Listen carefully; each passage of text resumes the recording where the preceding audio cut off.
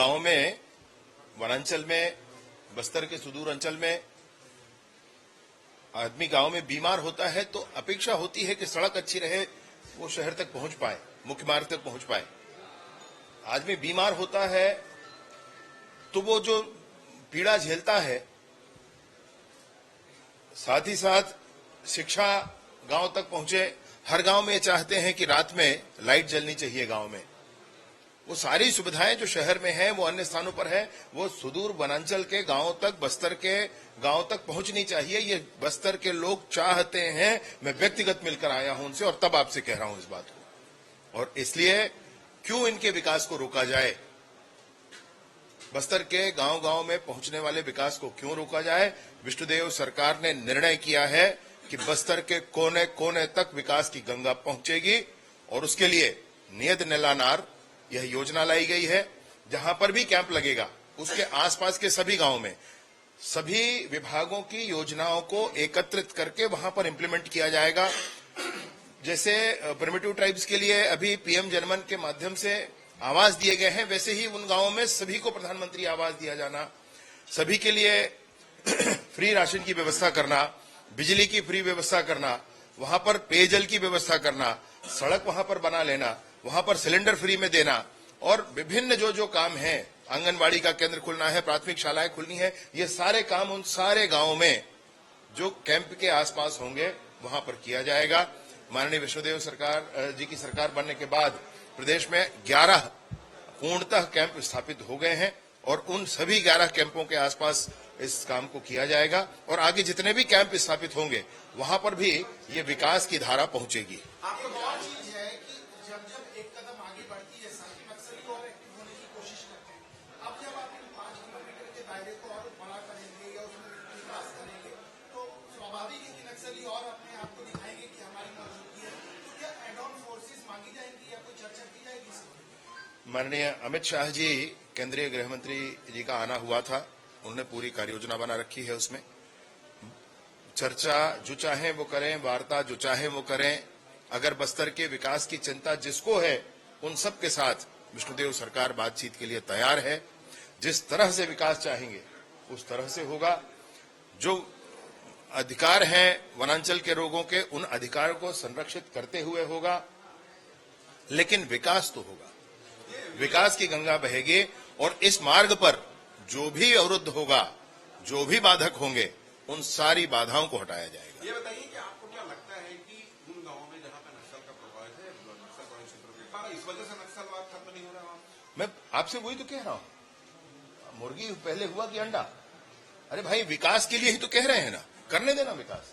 15 साल क्यों नहीं करने दे रहे? 15 साल आपकी सरकार थी मगर 15 साल की सरकार में बहुत काम हुआ है।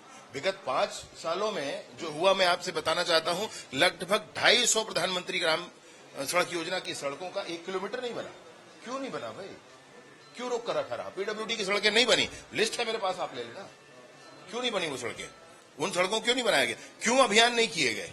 क्यों आगे बढ़ने की कोशिश नहीं की गई? ये चीज गलत है ना भाई।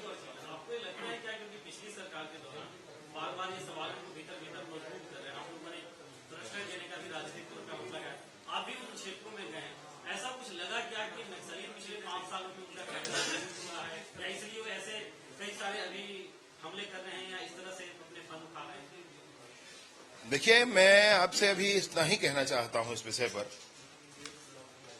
कि अभियान होने चाहिए। विकास को गांव-गांव तक पहुंचाने के लिए कोशिश करना चाहिए।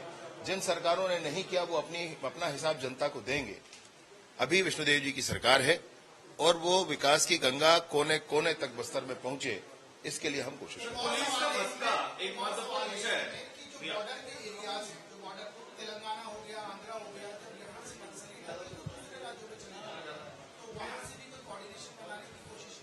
देखिए, ये अंतर्राज्यीय जो मामला है यह केंद्र का मामला है और उसमें मैं सोचता हूं कि चिंता की जाएगी। ये पुलिस का भत्ता महत्वपूर्ण विषय है, उसको लेकर आप लोग किस तरीके की व्यवस्था कर रहे हैं और कब तक मैं देखता हूं, एक भत्ता है जो 100 रुपया है, पौष्टिक आहार भत्ता। अभी 100 रुपया पौष्टिक आहार भत्ता है, ये आहार भत्ता नहीं है, पौष्टिक आहार भत्ता है, लेकिन फिर भी कम है। लेकिन इसी आधार पर है कुछ नहीं, ये किसी समय लागू किया गया था, वो जुड़ा हुआ है अब तक। तो इसको क्या करना चाहिए? मतलब ये कोई उनके मूल वेतन का अंश हो गया है ऐसा नहीं है, एक जुड़ा हुआ है जो अब तक जुड़ा हुआ है। लेकिन इन सारी चीजों को एकत्रित करके और उसका पुनरीक्षण करके सरलीकरण करके इसको लागू किया जाएगा, इसके लिए समिति बनाई। ये कलेक्टरों की बैठक को लेके अमित शाह जी भी आ रहे 22 तारीख को, राजनाथ सिंह जी का भी दौरा पड़ रहा है, क्या कुछ तैयारियां हैं, क्या खास होगा? कुछ सभाएं भी होने वाली हैं? माननीय हमारे प्रदेश अध्यक्ष जी हैं, वो आपको बताएंगे। भ्रष्टाचार दुर्गम इलाकों में बहुत सारे पुलिसकर्मी ऐसे हैं जो कई सालों से वहां काम कर रहे हैं, इसे लेकर हाँ, निसंदेह इसके लिए एक निर्णय अभी विभाग में चर्चा जारी है। किसी को बोलना ना पड़े कि मुझे बस्तर से निकलना है, ऐसी किसी के मन में ना आए बात, कोई बोले ना। इसके लिए एक पूरी कार्ययोजना बना करके, एक प्रक्रिया बना करके कि इतने दिनों के बाद वो अपना ऑप्शन बता दें और उनको उनके ऑप्शन पर पोस्टिंग किया जाए और इतने दिनों के बाद फिर से उनको एक बार वहां पर आना है। ये पूरी प्रक्रिया बनाकर काम करेंगे। मतलब कोई अप्रोच से अपना काम करा ले, किसी के पास अप्रोच ना हो तो ना करा सके काम, ये सब नहीं चलेगा। कानून बनेगा, कानून से काम होगा। ये एमएसपी को लेकर पूरे भारत में आज बंद बुलाया है, किसानों का संगठन जो है वो इसको लेकर बंद कराते नजर आ रहे हैं।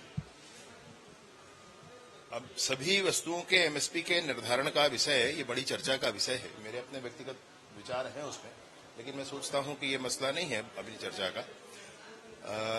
एमएसपी पर खरीदा ही जाए। टमाटर आप लगा रहे हैं, टमाटर कैसा है, उसको हर हाल में सरकार एमएसपी पर खरीदे, ये कैसे तर्कसंगत हो सकता है? आज तक किसी सरकार, कोई सरकार न कर सकी है। क्वालिटी कैसी है उसकी, क्वालिटी कैसी है उसकी, इन सारी बातों पर मंथन करके ही निर्णय निकल सकता है। क्या लगता है चुनाव के समय पॉलिटिकल स्टैंड तो नहीं है ये? चाहे कोई कितना भी कोई स्टंट कर ले भैया, मोदी जी की सरकार आनी है, यह तय है। 11 की 11 सीटें छत्तीसगढ़ से माननीय मोदी जी के लिए जाएंगी, यह भी तय है। इन बातों में कोई संशय नहीं है। जनता तैयार है मोदी जी को वोट देने के लिए।